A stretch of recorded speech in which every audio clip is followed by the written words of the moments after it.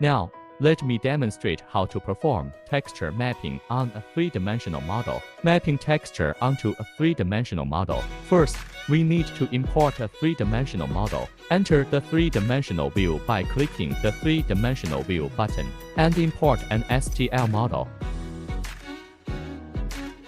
Select a three-dimensional model. Open it. As we can see, we have imported a model. Next, we need to set its position. Click this button to set the model at the preset focal length. Click, and we can see that the focal length is set. Now, let's exit the three-dimensional view. We need to draw an object or import a vector graphic. Let's import one.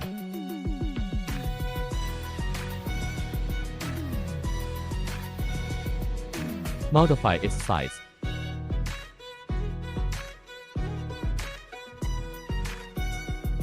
Fill the vector graphic. For a more convenient view of the effect after binding, click to enable the application.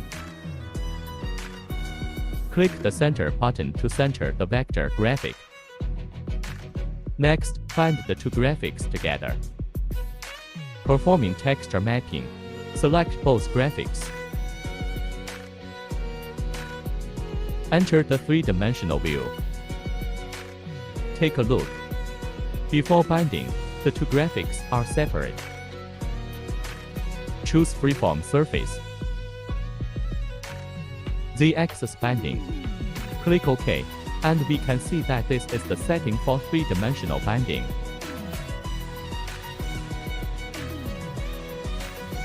We can leave these settings as they are. Simply click Apply. Take a second look. Apply. And we can see that the vector graphic has perfectly adhered to the three-dimensional model. Done.